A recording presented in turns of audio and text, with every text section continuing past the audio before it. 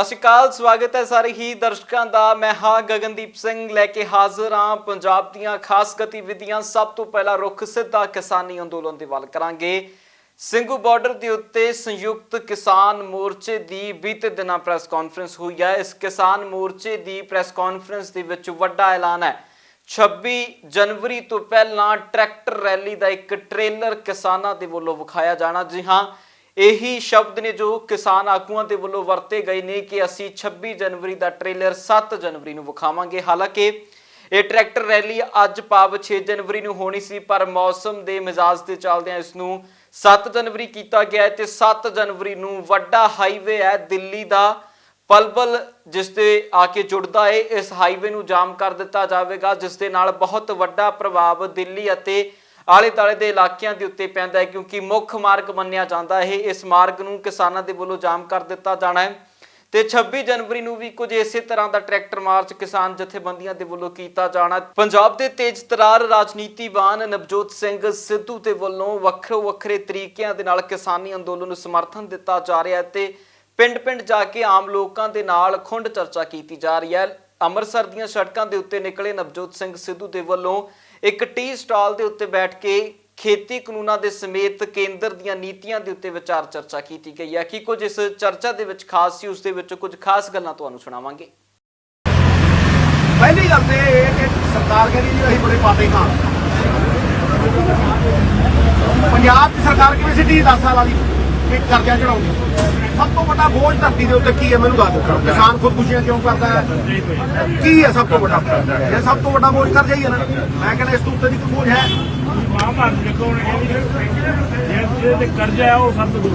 वाह, क्या बात करती। इसे करके किसान दुखी है ना, खुदकुशियां कर रहे हैं। बाकी भी व्यापारी भी उन्होंने उत्ते भी कर्जे ने। हुण तुसीं देखो हिंदुस्तान की सरकार की जब तक सरदार मनमोहन सिंह 67 साल ध्यान नाल सुनियो गल, 67 सालों के कर्जा 54 लाख करोड़।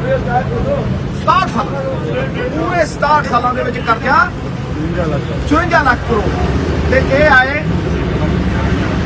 सुनो, ये आए 4.5 सालों के कर्जा 82 लाख। सब तो वध दुनिया के पेट्रोल डीजल के टैक्स किहड़े ने? हिंदुस्तान 70% टैक्स है। सारी दुनिया जो सब तो वध टैक्स सरकारां भोलेवा लेंदियां ने, फुल्लां तो रस लेंदियां ने। फुल भी वधिया रहंदा है ये कानून नाल जोड़ पड़ के। वो कौन दिंदा पैसे भाई?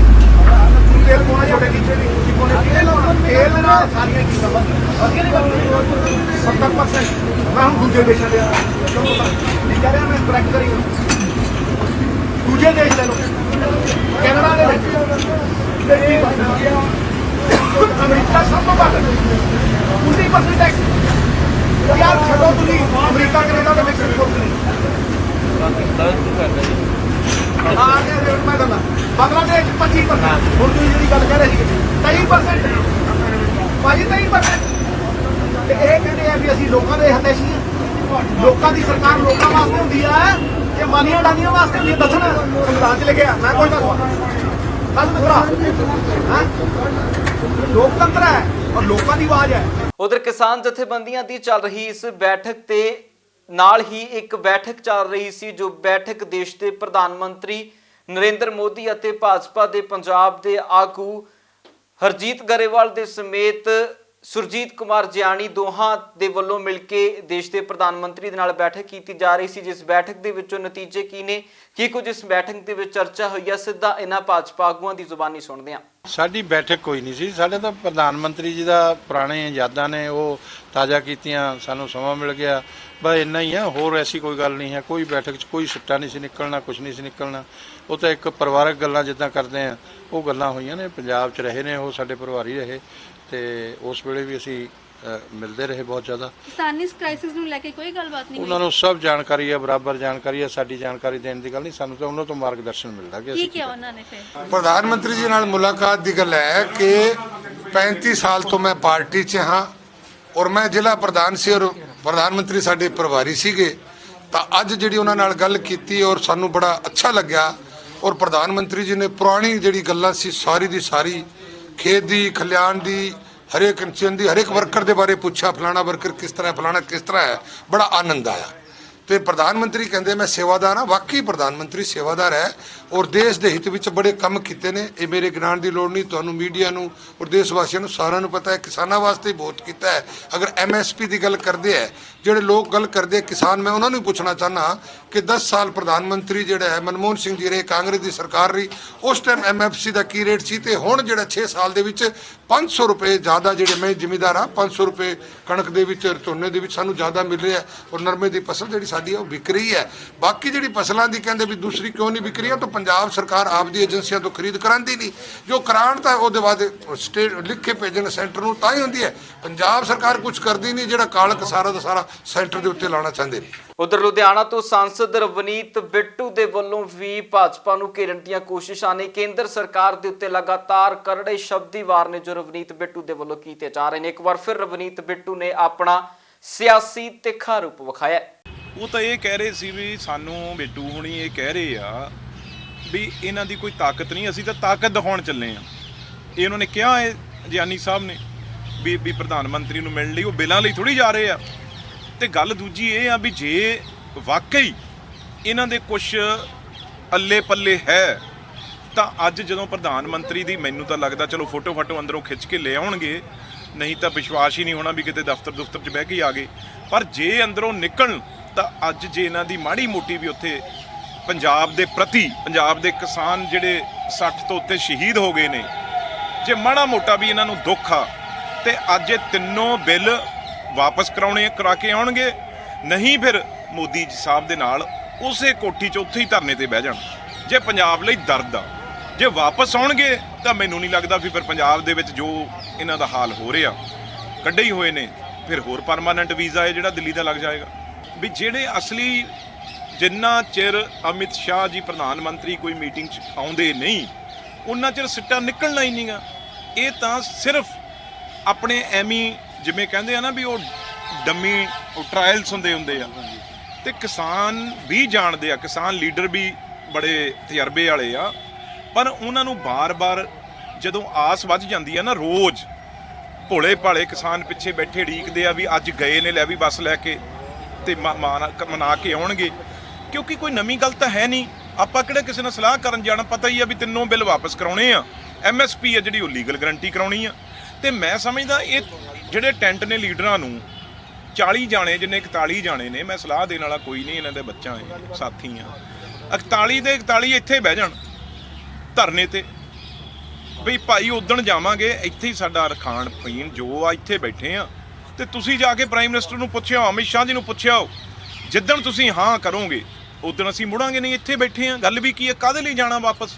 ਉਧਰ ਪੰਜਾਬ ਦੇ ਰਾਜਪਾਲ VP ਸਿੰਘ ਬਦਨੌਰ ਦੇ ਵੱਲੋਂ ਬੀਤੇ ਦਿਨਾਂ ਭਾਜਪਾ ਦੇ ਦਰਖਾਸਤ ਦੇ ਉੱਤੇ ਪੰਜਾਬ ਦੇ ਦੋ ਵੱਡੇ ਅਫਸਰਾਂ, ਪੁਲਿਸ ਮੁਖੀ ਅਤੇ ਸਕੱਤਰ ਨੂੰ ਸੱਦਿਆ ਗਿਆ ਸੀ, ਜਿਸ ਦੇ ਉੱਤੇ ਕਾਂਗਰਸ ਸਮੇਤ ਅਕਾਲੀ ਦਲ ਦੇ ਵੱਲੋਂ ਵੀ VP ਸਿੰਘ ਬਦਨੌਰ ਨੂੰ ਘੇਰਨ ਦੀਆਂ ਸਿਆਸੀ ਤੌਰ ਦੇ ਉੱਤੇ ਕੋਸ਼ਿਸ਼ਾਂ ਹੋ ਰਹੀਆਂ ਨੇ। ਇਸ ਦੇ ਚੱਲਦਿਆਂ ਕਾਂਗਰਸ ਦੇ ਵੱਲੋਂ ਚੰਡੀਗੜ੍ਹ ਦੇ ਵਿੱਚ ਇੱਕ ਰੈਲੀ ਕੱਢੀ ਗਈ, ਜਿਸ ਮਾਰਚ ਦੇ ਵਿੱਚ ਰੋਸ ਵਜੋਂ ਗਵਰਨਰ ਨੂੰ ਜਗਾਉਣ ਦੀ ਕੋਸ਼ਿਸ਼ ਕੀਤੀ ਗਈ ਹੈ। ਕਿ ਕੁਝ ਕਹਿ ਰਹੇ ਨੇ ਇਸ ਮੌਕੇ ਦੇ ਉੱਤੇ ਕਾਂਗਰਸ ਆਗੂ, ਸਦਾ ਸੁਣਦੇ ਹਾਂ।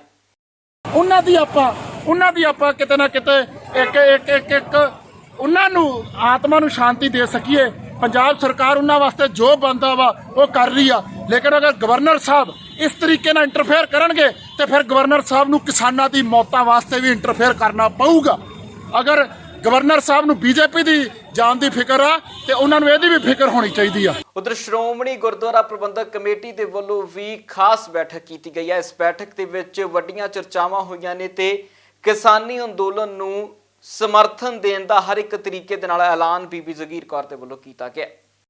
ਮੇਰਾ ਖਿਆਲ ਹੈ ਕਿ ਜੋ ਉੱਥੋਂ ਹੁਕਮ ਆਇਆ ਅਸੀਂ ਸਿਰ ਮੱਥੇ ਮੰਨ ਕੇ ਪੂਰਾ ਕੀਤਾ। ਅੱਜ ਵੀ ਇਹਦੇ 'ਚ ਵੀ ਪਾਸ ਕੀਤਾ ਵੀ ਹੁਣ ਵੀ ਕੋਈ ਵੀ ਮੰਗ ਉੱਥੋਂ ਆਉਂਦੀ ਹੈ ਤੇ ਪ੍ਰਿੰਸੀਪਲੀ ਪ੍ਰਵਾਨ ਕਰ ਦਿੱਤਾ ਵੀ ਜਿਹੜਾ ਵੀ ਉੱਥੇ ਖਰਚ ਕਰਨਾ ਪਵੇ, ਜਿਹੜਾ ਵੀ ਉੱਥੇ ਸੇਵਾ ਲਿਜਾਣੀ ਪਵੇ, ਡਟ ਕੇ ਉੱਥੇ ਪਹਿਰੇਦਾਰੀ ਕਰੋ। ਤੇ ਮੈਂਬਰਾਂ ਦੀਆਂ ਵੀ ਡਿਊਟੀਆਂ ਲਾਤੀਆਂ ਕਿ ਜਾ ਕੇ ਉੱਥੇ ਪਹੁੰਚ ਕੇ ਹੋਰ ਜਿੱਥੇ ਕੋਈ ਲੰਗਰ ਦੀ ਲੋੜ ਜਾਂ ਕਿਤੇ ਕੋਈ ਚੀਜ਼ ਦੀ ਲੋੜ ਹੈ ਉੱਥੇ ਜਾ ਕੇ ਪੂਰੀ ਕਰੋ। ਬਹੁਤ ਧੰਨਵਾਦ ਜੀ। ਪ੍ਰਧਾਨ ਮੰਤਰੀ ਅੜ ਗਏ ਨੇ ਕਿਸਾਨਾਂ ਦੇ ਕਾਨੂੰਨ ਨੂੰ ਲੈ ਕੇ। ਉਹ ਤੇ ਸਾਰਿਆਂ ਨੂੰ ਪਤਾ ਜੀ ਵੀ ਅੜੇ ਪਏ ਨੇ, ਜਿੱਦ ਕਰਦੇ ਨੇ ਜੇ ਮੰਨ ਜਾਣਗੇ ਤੇ ਹੋਰ ਸਾਡੇ ਕੀ ਭਾਗ ਚੰਗੇ ਹੋ ਸਕਦੇ, ਵੀ ਕਿਸਾਨਾਂ ਨੂੰ ਹੋਰ ਕੀ ਰਾਹਤ ਹੋ ਸਕਦੀ ਜੇ ਮੰਨ ਜਾਣ ਵੀ ਤਿੰਨੇ ਕੇਸ ਰੱਦ, ਤਿੰਨੇ ਕਾਨੂੰਨ ਜਿਹੜੇ ਰੱਦ ਕਰ ਦੇਣ, ਹੋਰ ਇਹ ਤੋਂ ਵੱਡੇ ਭਾਗ ਸਾਡੇ ਕੀ ਹੋ ਸਕਦੇ। ਉਧਰ ਪੰਜਾਬ ਦੇ ਕੈਬਨਿਟ ਮੰਤਰੀ ਚਰਨਜੀਤ ਚੰਨੀ ਦੇ ਵੱਲੋਂ ਪ੍ਰੈਸ ਵਾਰਤਾ ਕੀਤੀ ਗਈ ਹੈ। ਪ੍ਰੈਸ ਵਾਰਤਾ ਪੰਜਾਬ ਸਰਕਾਰ ਦੇ 4 ਸਾਲਾਂ ਰਿਪੋਰਟ ਕਾਰਡ ਨੂੰ ਲੈ ਕੇ ਕੀਤੀ ਗਈ, ਜਿਸ ਦੇ ਵਿੱਚ ਆਪੋ ਆਪਣੇ ਮਹਿਕਮਿਆਂ ਨੂੰ ਲੈ ਕੇ ਵੱਖ-ਵੱਖ ਮੰਤਰੀਆਂ ਦੇ ਵੱਲੋਂ ਪ੍ਰੈਸ ਕਾਨਫਰੰਸਾਂ ਕੀਤੀਆਂ ਜਾ ਰਹੀਆਂ ਨੇ।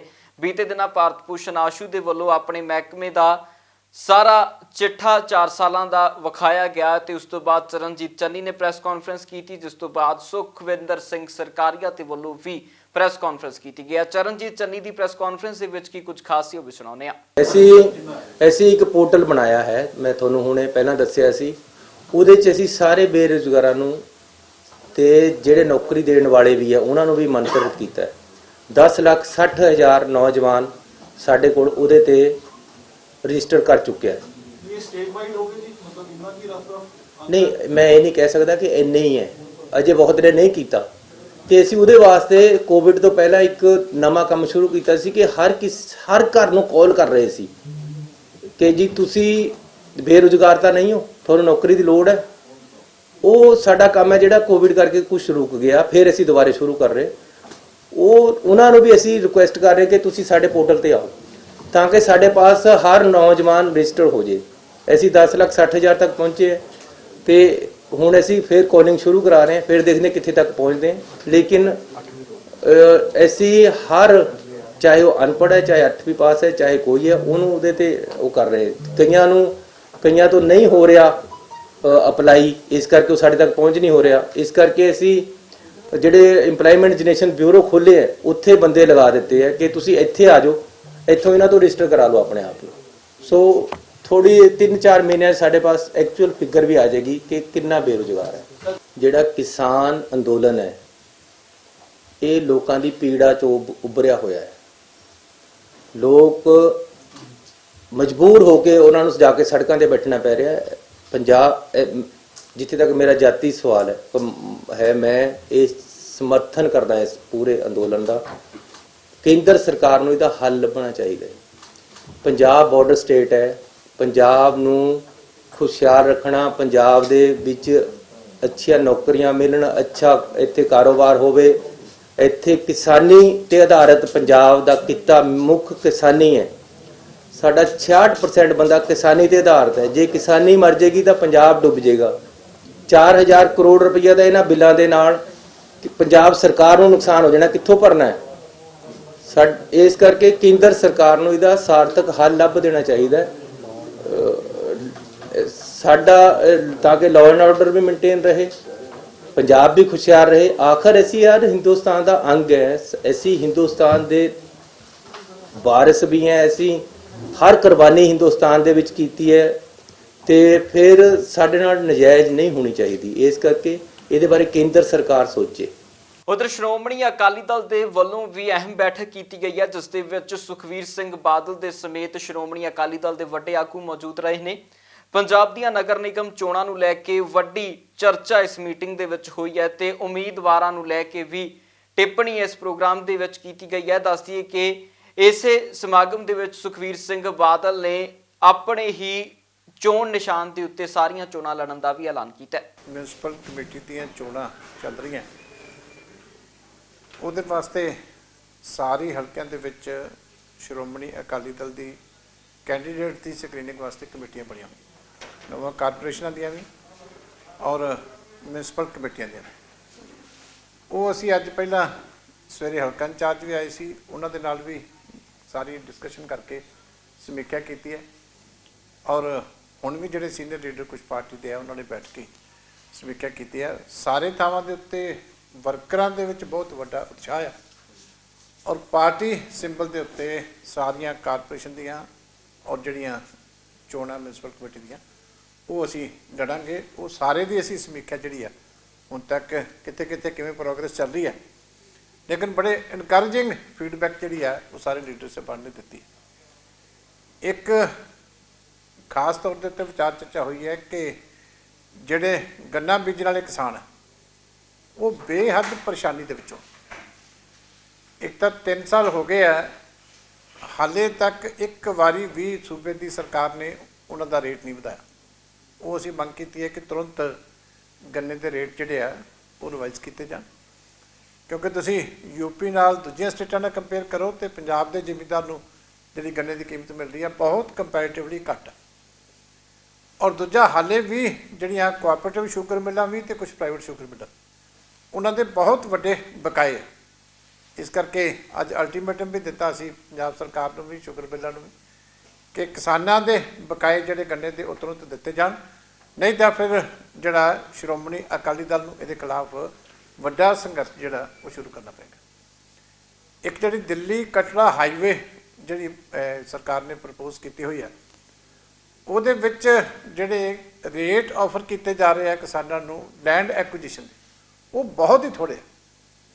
ਤੁਸੀਂ ਸਾਡੇ ਵੇਲੇ ਦੇ ਰੇਟ ਦੇਖੋ ਤਾਂ ਕਰੋੜਾਂ ਰੁਪਏ ਜਿਹੜੇ ਆ ਏਕੜ ਦੇ ਹਿਸਾਬ ਦੇ ਨਾਲ ਕਿਸਾਨਾਂ ਨੂੰ ਜਿਹੜੇ ਆ ਉਹ ਮੁਆਵਜ਼ਾ ਮਿਲਦਾ ਰਿਹਾ, ਪਰ ਹੁਣ ਜਿਹੜੇ ਰੇਟ ਆਫਰ ਕੀਤੇ ਜਾ ਰਹੇ ਆ ਬਹੁਤ ਹੀ ਮਿਨੀਮਮ ਹੈ, ਜਿਹਦੇ ਨਾਲ ਕੋਈ ਵੀ ਕਿਸਾਨ ਜਿਹੜਾ ਉਹ ਸੰਤੁਸ਼ਟ ਨਹੀਂ ਹੋ ਸਕਦਾ। ਇਸ ਕਰਕੇ ਉਹ ਅਸੀਂ ਮੰਗ ਕੀਤੀ ਹੈ ਕਿ ਜਿਵੇਂ ਅਕਾਲੀ ਸਰਕਾਰ ਦੇ ਟਾਈਮ ਦੇ ਉੱਤੇ ਕਿਸਾਨਾਂ ਨੂੰ ਜਿੱਥੇ ਵੀ ਕਿਤੇ ਲੈਂਡ ਐਕਵਾਇਰ ਕੀਤੀ ਜਾਂਦੀ ਸੀ ਜੋ ਮਾਰਕੀਟ ਪ੍ਰਾਈਸ ਸੀ ਉਹਦਾ 2.5 ਗੁਣਾ ਤੱਕ ਆਫਰ ਕੀਤਾ ਜਾਂਦਾ ਸੀ।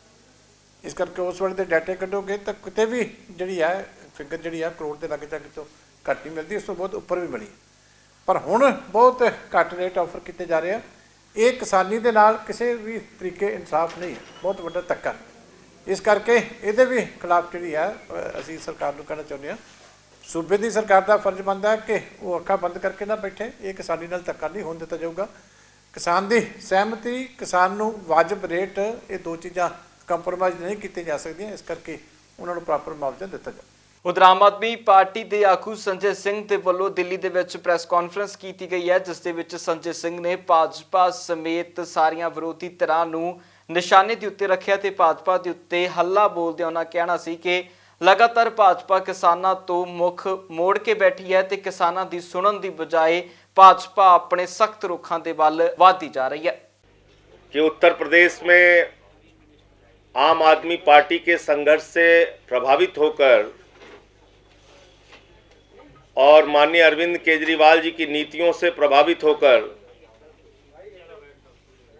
हमारा जो शिक्षा का मॉडल है, स्वास्थ्य का मॉडल है, बिजली का मॉडल है, पानी का मॉडल है, सीसीटीवी हो, महिलाओं के लिए बस की यात्रा फ्री हो, इन तमाम नीतियों और कार्यक्रमों से प्रभावित होकर बहुत सारे लोग उत्तर प्रदेश में आम आदमी पार्टी परिवार में जुड़ रहे हैं।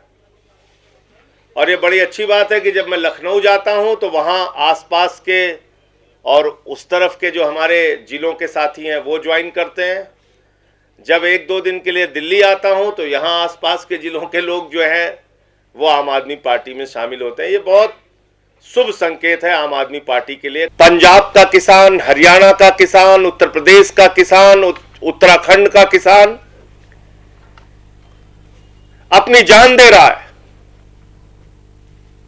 और उसके साथ सरकार दुश्मन देश के नागरिक की तरह व्यवहार कर रही है। उनके ऊपर आंसू गैस के गोले छोड़े जा रहे हैं, उनको लाठियों से पीटा जा रहा है, उनको वाटर कैनन से रोका जा रहा है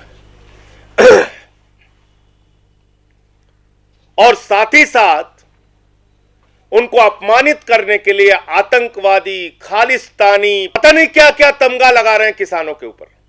जो पिछले दिनों बीएसपी के तमाम नेताओं ने पार्टी ज्वाइन की, उनके मन में इस बात की पीड़ा विशेष तौर से थी और जब हम लोगों की बातचीत होती है तब भी ये बात आती है सामने कि बहुजन समाज पार्टी और मायावती जी जो मिशन लेकर चली थीं, चाहे वो हाथरस का कांड हो, लखीमपुर खीरी का कांड हो, जितनी भी बड़ी घटनाएं हुई उस पर उनके मौन से लोगों में दुख है, तकलीफ है, कष्ट है और ये भी एक प्रमुख कारण है कि आज बीएसपी को छोड़ के बहुत सारे लोग आम आदमी पार्टी में शामिल हो रहे हैं। उधर कांग्रेस के सीनियर आगू ਅਤੇ ਰਾਜ ਸਭਾ ਮੈਂਬਰ ਦੁਪਿੰਦਰ ਹੁੱਡਾ ਦੇ ਵੱਲੋਂ ਵੀ ਪੱਤਰਕਾਰਾਂ ਨਾਲ ਗੱਲਬਾਤ ਕੀਤੀ ਗਈ ਹੈ, ਜਿਸ ਮੌਕੇ ਦੇ ਉੱਤੇ ਹੁੱਡਾ ਨੇ ਐਲਾਨ ਕੀਤਾ ਕਿ ਇਸ ਕਿਸਾਨੀ ਅੰਦੋਲਨ ਦੇ ਦੌਰਾਨ ਜਾਨਾਂ ਗਵਾਉਣ ਵਾਲੇ ਕਿਸਾਨਾਂ ਨੂੰ ਕਾਂਗਰਸ ਪਾਰਟੀ ਦੇ ਵੱਲੋਂ 2-2 ਲੱਖ ਰੁਪਏ ਦੀ ਮਾਲੀ ਮਦਦ ਦਿੱਤੀ ਜਾਵੇਗੀ ਤੇ ਨਾਲ ਹੀ ਉਹਨਾਂ ਕੇਂਦਰ ਸਰਕਾਰ ਨੂੰ ਅਪੀਲ ਕੀਤੀ ਹੈ ਕਿ ਹੁਣ ਤੱਕ ਕਿਸਾਨ ਬਹੁਤ ਵੱਡੀ ਮਾਤਰਾ ਦੇ ਵਿੱਚ ਇਸ ਦੁਨੀਆ ਤੋਂ ਰੁਖਸਤ ਹੋ ਚੁੱਕੇ ਨੇ। ਇਹਨਾਂ ਚੀਜ਼ਾਂ ਨੂੰ ਵੇਖਦਿਆਂ ਜਲਦ ਤੋਂ ਜਲਦ ਕਿਸਾਨਾਂ ਦੀ ਸਾਰ ਕੇਂਦਰ सरकार लवे ਅਤੇ ਇਹਨਾਂ ਕਾਨੂੰਨਾਂ ਨੂੰ वापस लवे। आग्रह करना चाहता हूं सरकार से कि अब जिद छोड़े, अड़ियल रवैया छोड़े और किसानों की बात मांगते हुए तीनों बिलों को वापस ले। अगर कृषि प्रणाली में कोई बदलाव लाना चाहती है सरकार तो बाद में इन सभी संगठनों के साथ बैठ के कोई नया मसौदा बिल का तैयार किया जाए MSP को मजबूत प्रणाली में तब्दील करने के लिए और उसको लाने की तरफ सरकार सोचे। ये जो अब आंदोलन है ये एक बहुत बड़ा इसकी स्थिति की गंभीरता समझे सरकार। स्थिति इस कदर गंभीर हो गई कि बॉर्डर्स पे लाखों किसान डटे हुए हैं कड़ाके की ठंड में, बारिश में और हर रोज़ लोगों की जान जा रही है। 50 से ज़्यादा किसानों ने अपनी कुर्बानियाँ दे चुके हैं। इसमें मैं धन्यवाद करता हूँ कि नेता विपक्ष चौधरी उपेंद्र सिंह हुड्डा जी ने कल कांग्रेस विधायक दल की बैठक के बाद एक निर्णय लिया है कि इन परिवारों को संभालते हुए इनके परिवारों को 2-2 लाख की आर्थिक मदद विधायक दल और संसदीय दल के हम लोग सब अपने आपस में मिलकर हम रिसोर्सेज इकट्ठा करेंगे और अपनी निजी ओर से हम मदद करेंगे इन परिवारों की, क्योंकि इन किसानों की गलती नहीं है। ये तो तारीख पे तारीख सरकार दे रही है, वार्ता में इतना समय लग रहा है, कड़ाके की ठंड बारिश के अंदर ये किसान अपनी जान कुर्बान कर रहे हैं। हर रोज़ शव हरियाणा के, पंजाब के गाँव में वापस लौट रहे हैं। तो ऐसे में इन परिवारों को संभालने की आवश्यकता है। सरकार से भी हम अपील करते हैं कि सरकार तुरंत इन परिवारों में रोज़गार और कुछ ना कुछ आर्थिक मदद इन परिवारों की सरकार करे। ਤੇ ਹੁਣ ਤਸਵੀਰਾਂ ਖੂਬਸੂਰਤ ਉਹਨਾਂ ਘਾਟੀਆਂ ਦੀ ਵਿਖਾਵਾਂਗੇ ਜਿਨ੍ਹਾਂ ਦੇ ਉੱਤੇ ਇਹਨਾਂ ਦਿਨਾਂ ਬਰਫ਼ ਦੀ ਚਿੱਟੀ ਚਾਦਰ ਵਿਛ ਚੁੱਕੀ ਹੈ ਤੇ ਇਸੇ ਬਰਫ਼ ਨੂੰ ਵੇਖਣ ਦੇ ਲਈ ਦੂਰੋਂ ਸੈਲਾਨੀ ਹਿਮਾਚਲ ਦੇ ਵਿੱਚ ਪਹੁੰਚਦੇ ਨੇ। ਹਰ ਸਾਲ ਇਸ ਬਰਫ਼ ਨੂੰ ਵੇਖਣ ਦੇ ਲਈ ਵੱਡੇ ਪੱਧਰ ਦੇ ਉੱਤੇ ਸੈਲਾਨੀਆਂ ਦਾ ਇਕੱਠ ਇੱਥੇ ਜੁੜਦਾ ਹੈ, ਪਰ ਇਸ ਵਾਰ ਮਹਾਮਾਰੀ ਦੇ ਚੱਲਦਿਆਂ ਭੀੜ ਦੇ ਵਿੱਚ ਥੋੜੀ ਕਮੀ ਹੈ, ਪਰ ਸੈਲਾਨੀ ਇਸ ਮੌਕੇ ਦੇ ਉੱਤੇ ਵੀ ਇਸ ਮੌਸਮ ਅਤੇ ਇਸ ਬਰਫ਼ ਦੀ ਚਿੱਟੀ ਚਾਦਰ ਦਾ ਆਨੰਦ ਮਾਣ ਰਹੇ ਨੇ। पंजाब इस वेले दे विच फिलहाल के लिए इन्ना ही, फिर मुड़ हाजिर होने नवीं ते ताज़ा अपडेट्स दे नाल। तद तक लिए मैनूं दी इजाजत, बहुत बहुत धन्नवाद।